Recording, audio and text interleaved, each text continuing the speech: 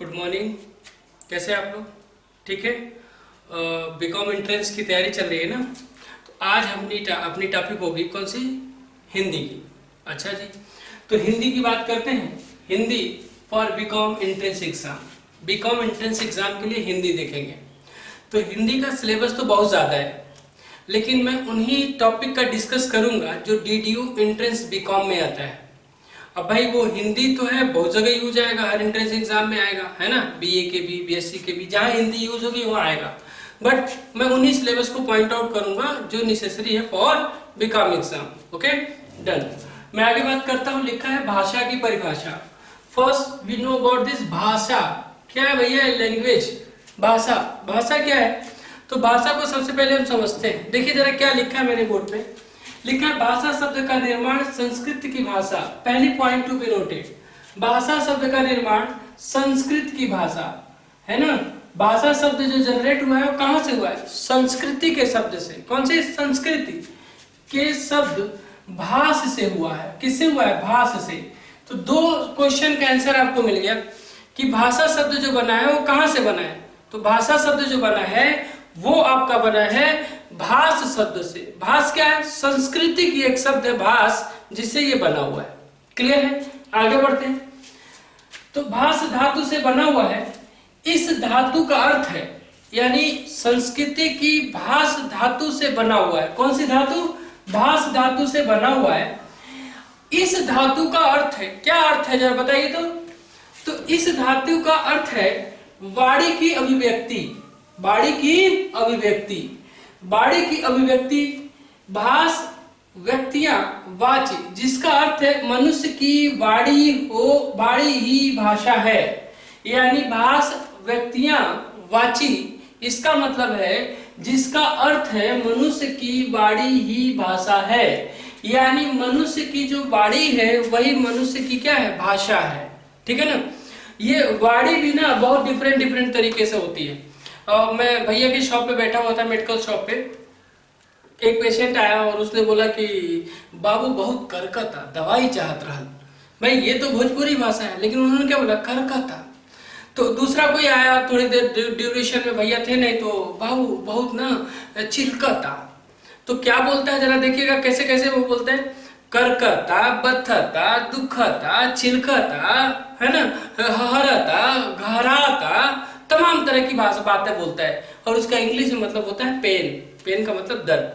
तो दर्द को वो बहुत तरह से बयान करता है। अब कितना मैं बोलूं आपको हंसी आ रही होगी, है ना। दुखता, करकता, बथता, घराता, हिलता, मतलब ठहराता, तमाम तरह की भाषा बोलते रहते हैं। ठीक है ना। तो ये जो है वो जो मुंह से बोलते हैं ना, वही उनकी वाणी है, वही उनकी भाषा है। तो यही बोली है कि भाष, व्यक्तियां, वाची, जिसका अर्थ मनुष्य की वाणी ही भाषा है। जो मनुष्य की वाणी निकलती है ना, वो भाषा है। आगे बढ़ते हैं। सारी चीजों का बात है डिस्कस लिखा मैंने। भाषा के रूप। भाषा के कितने रूप होते हैं? तो भाषा के रूप जो है वो जरा देखिएगा, प्रत्येक देश में मुख्यतः 3 रूप से उभर कर सामने आते हैं, जो निम्नलिखित है। एक बात बताइए, गोरखपुर में क्या वही बोला जाता है जो दिल्ली में बोला जाता है? क्या दिल्ली में वही बोला जाता है जो तमिलनाडु में बोला जाता है? क्या तमिलनाडु में वही बोला जाता है जो मद्रास में मद्रास में या कर्नाटक में बोला जाता है? क्या कर्नाटक में वही बोला जाता है जो बंगाल में, कोलकाता में बोला जाता है? क्या कोलकाता में वही बोला जाता है जो बिहार में बोला जाता है? नहीं। हर जगह की भाषा क्या है? अलग अलग है। हर जगह की बोलने की भाषा क्या है? अलग अलग है। लेकिन वो सब जो है वो उनके लिए भाषा ही। तो बात मैं कर रहा हूं यहाँ कि कितने तरह की, तो देश में लगभग 3 तरह की भाषाएं होती हैं। कौन सी? पहला हो गया बोलियां। बोलियां कितनी है?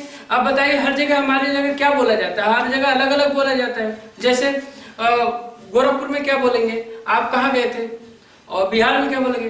रघुआ कहाँ गई लाली? दिल्ली में क्या बोलेंगे? आप कहाँ गए थे? हैं? और मुंबई में क्या बोलेंगे?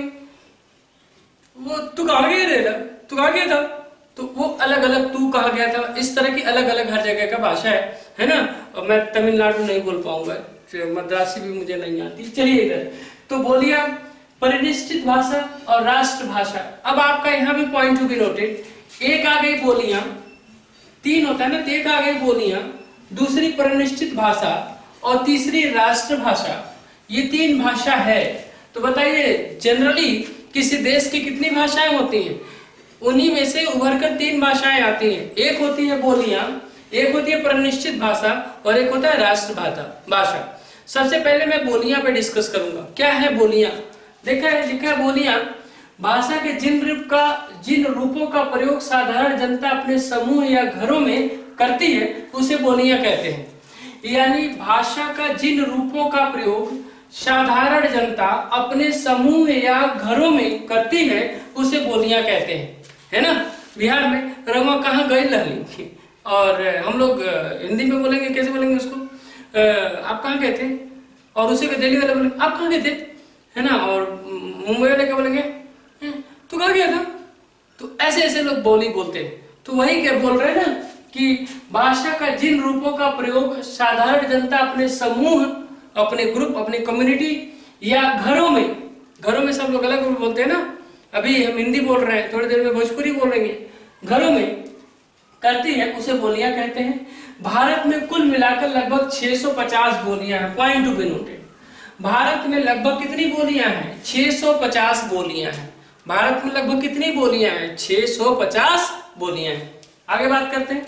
बोलियां बोली जाती हैं जो देश के विभिन्न क्षेत्रों में प्रचलित है। वो हर जगह अलग अलग बोली जाती है ना, हर क्षेत्र में अलग अलग बोली जाती है। मैं एक जिला की बात कर दूं, गोरखपुर में ही, तो गोरखपुर में ही कई जगहों पे अलग अलग भाषा बोली जाती है। कहीं भोजपुरी बोली जाती है, कहीं हिंदी बोली जाती है, कहीं गोरखपुरी ही बोली जाती है। गोरखपुरी भाषा सर कौन सा है आप तो नहीं जानते? अच्छा ठीक है, मैं डिस्कस करूंगा, बताऊंगा कि गोरखपुरी भाषा भी क्या है, ठीक है। और यही आप चले जाइए संत कबीर नगर, तो उधर क्या बोलते हैं, खाइस, आइस, गईस, तो वो अपनी भाषा को हम लोग बोलेंगे खाए, आए, गए, वो बोलेंगे खाइस, आइस, गईस। हम बोलेंगे मुझे, तो वो बोलेंगे मेरे को, मौका, मेरे को मौका, मौका बोलते हैं, मौका मतलब मुझको, ठीक है ना। तो ऐसे होता है। तो आगे बोलते हैं हम, तो 650 बोलियां बोली जाती है जो देश के विभिन्न क्षेत्रों में प्रचलित है। आगे बात करता हूँ परिनिश्चित भाषा क्या है। किसी बोली को जब व्याकरण में प्रकृष्ट किया जाता है, व्याकरण में जानते हैं ना जी, प्रकृष्ट किया जाता है, तब वह परिनिष्ठ भाषा बन जाती है।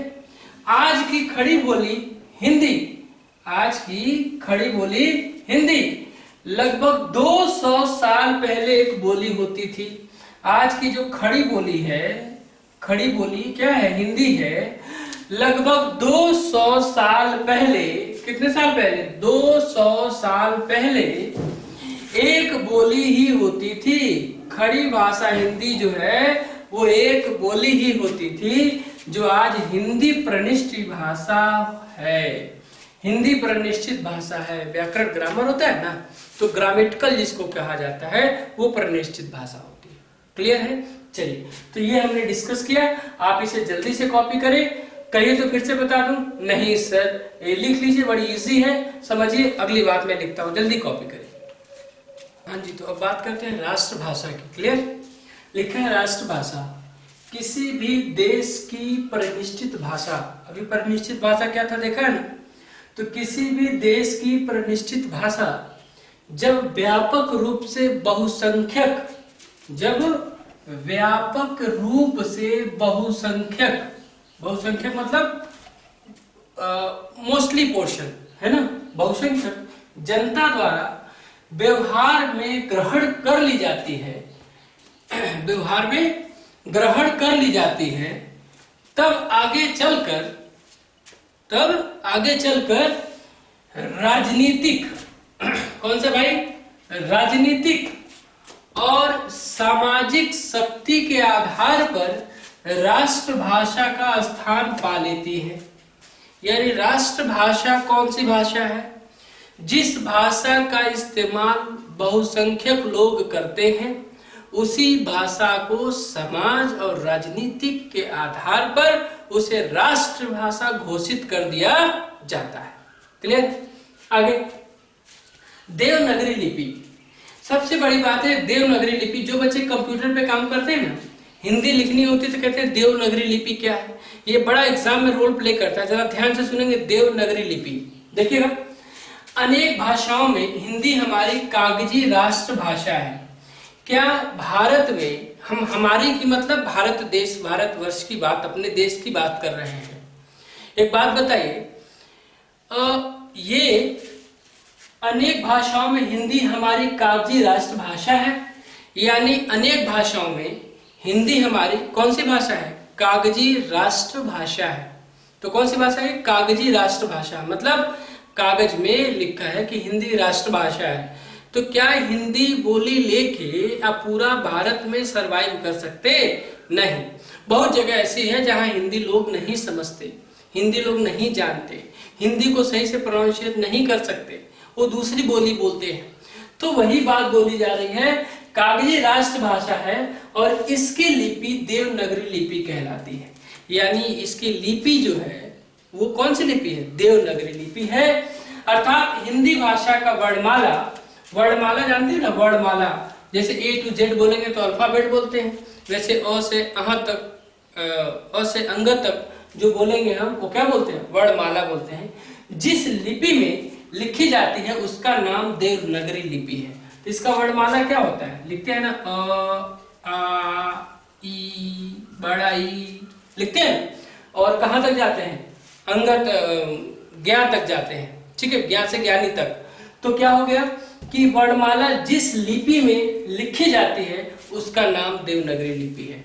या ऐसे बोल सकते हैं, हिंदी राष्ट्रभाषा कागजी रूप से है, या यही हिंदी ही राष्ट्रभाषा है, और इसको जिस लिपि में लिखा जाता है उस लिपि का नाम देवनागरी लिपि है।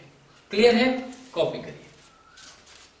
पे लिखा है मात्रा का प्रयोग, है ना, जरा ध्यान से सुनिएगा।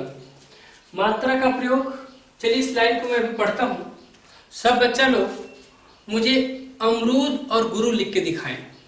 चलिए आप सब लोग लिखिए, अमरूद और गुरु लिखिए, लिखिए कागज पे लिखिए, लिखिए।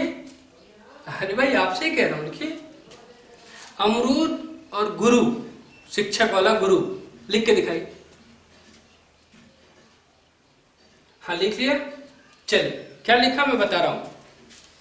बच्चों ने लिखा अमरूद और लिखा गुरु, या कई बच्चों ने ऐसे लिखा अमरूद और गुरु। अब किन किन बच्चों ने ये यूज किया है और किन किन बच्चों ने ये यूज किया है वो मुझे बता दें। सर आप जानोगे कैसे? बात तो सही है, आप जान जाओ मैं जान जाऊंगा। आप बताइए अमरूद और गुरु आपने जो लिखा है वो कौन सा वाला लिखा है? ये लिखा है या ये लिखा है? सर मैंने तो ये लिखा है। नहीं नहीं सर मैंने तो ये लिखा है। चलिए आपने जो लिखा है ये लिखा है या ये लिखा है? आप मुझे एक बात बताइए, अमरूद में छोटा ऊ बड़ा ऊ हम पढ़ते हैं ना, तो अमरूद में बड़ा ऊ रहेगा या छोटा ऊ रहेगा? अमरूद, रूद खींच रहा हूं ना, तो ये बड़ा ऊ रहेगा। कौन सा रहेगा? बड़ा ऊ रहेगा। तो बड़ा ऊ रहेगा। गुरु, तो गुरु को झटके से बोलो गुरु, नहीं गुरु। तो गुरु जो है रो पर कौन सी मात्रा रहेगी? छोटा ऊ की। तो एक पर बड़ा ऊ की मात्रा होगी और एक पर छोटा ऊ की मात्रा होगी। सर छोटा ऊ की मात्रा तो ऐसे होती है और बड़ा ऊ की मात्रा तो ऐसे होती है, पढ़ा है, लेकिन रॉ पे कभी ध्यान नहीं दिया। यस, इसमें से आप 90% बच्चे इस बात को ध्यान नहीं दिए। वो चाहे छोटा ऊ रहे या बड़ा ऊ रहे, रॉ पे अगर ऐसे लगाते हैं तो ऐसे ही लगाते हैं, और रॉ पे ऐसे लगाते हैं तो ऐसे ही लगाते हैं। उन्हें इस बात को थोड़ी भी टेंशन नहीं होती कि रॉ पर छोटा ऊ की मात्रा कैसे लगेगा और रॉ पर बड़ा ऊ की मात्रा कैसे लगेगा। तो इस बात की टेंशन रखनी पड़ेगी। जरा ध्यान से देखिए, अब रॉ पर छोटा ऊ की मात्रा के लिए हम रू लिखते हैं ऐसे, अब बड़ा ऊ की मात्रा के लिए रॉ पर ऐसे बना देते हैं रू। तो ये रू और ये रू, तो ये छोटा ऊ की मात्रा के लिए रॉ पे ऐसे लगाते हैं और बड़ा ऊ की मात्रा के लिए रॉ पर ऐसे लगाते हैं। क्लियर है? अब जरा बताइए, यहां लिखा है ऊ और ऊ, यानी बड़ा ऊ बोल सकते हैं कि मात्राएं रॉ में मिलकर उनका आकार कुछ निराला हो जाता है। क्या निराला है? जरा देखिएगा, ये मैं लिखूंगा रॉ प्लस ऊ, ठीक है ना। अब इसको मैं रॉ ऊ नहीं लिखूंगा, रॉ ऊ लिख दूंगा, ये हो गया रू। आगे अगर यही मैं बोलूं तो रॉ प्लस बड़ा ऊ, बड़ा ऊ, तब ये क्या बनेगा? र, और ये बड़ा ऊ का सिंबल मैं लगाऊंगा रू। क्लियर है ना? तो ये हो गया र पर उ का मात्रा रू और ये र पर बड़ा उ मात्रा रू, ये अंतर होता है। तो अभी ये मात्राएं हैं, मैं आगे इसका डिस्कस कर रहा हूं, थोड़ा जल्दी इसको कॉपी कर मैं इरेज करके लिखूं। हिंदी वर्णमाला में स्वरों की संख्या 11 होती है। इंग्लिश में वॉवेल बोलते हैं, वो 5 होती है, आप जानते हैं, ई ए आई ओ यू। लेकिन हिंदी में जो स्वर हैं वो कितने होते हैं? 11। कितने होते हैं? 11। ये पूछ लेता है एग्जाम में आपके, तो 11 होते हैं। वो कौन कौन से 11 हैं? प्रत्येक स्वर की मात्रा इस तरह होती है, लेकिन पहले 11 स्वर हैं कौन कौन से आप जानते हैं, लेकिन एक बार फिर से जान लीजिए। अ, आ, ई, छोटा उ, बड़ा उ, री, ए, ओ और औ। जरा देखिएगा, अ की मात्रा को कहीं कोई डिनोट करने की जरूरत नहीं है, बस अ लिखते हैं, उस मात्रा नहीं होती उसकी। लेकिन आ, जैसे क पर आ की मात्रा लगाएंगे तो का, तो आ की मात्रा कैसे लगी? ये क था और उसके बगल में एक लाइन खींच दिया का, तो ये हो गया आपका। अगर क पर छोटी की मात्रा लगाएंगे तो प्रोनाउंसिएशन क्या हो गया? की। लेकिन की कैसे लगी? ऐसे लगी। तो ये पूछता है किसकी मात्रा? तो छोटी की मात्रा। आगे बड़ी, तो क पर बड़ी की मात्रा क्या हो जाएगा? की। तो जब की हो जाएगा तो बड़ी की मात्रा के लिए क्या होगा? मुंह अपनी तरफ ऐसे आ जाएगा। उ, तो क्या बोलूंगा? कु। तो छोटा की मात्रा के लिए ऐसे सिंबल लगाते हैं, कु। बड़ा की मात्रा बताइए, क, और बड़ा की मात्रा कु, तभी हो जाएगा। बड़ा की सिंबल ऐसे लगता है, यहाँ लगा दिया। री, तो क्री, तो क्री के लिए री ऐसे बनता है। ए, तो के, तो मैंने क्या किया? बस ऐसे लगा दिया, के हो गया, ए की मात्रा है। आगे बढ़े, ऐ, कै, है ना, कै, तो ये हो गया डबल, ठीक है ना, कै। आगे बढ़ता हूं, ओ, को, तो को कैसे लगता है? ऐसे बन जाता है को, तो औ कैसे बनता है? ऐसे बन जाता है। क्लियर? तो सबकी मात्राएं बता दी और कितने स्वर होते हैं ये मैंने आपको बता दिया। कितना स्वर? 11, ठीक है ना, 11 स्वर होती है और सारे स्वर की मात्राओं को मैंने यहाँ पॉइंट कर दिया, ठीक है।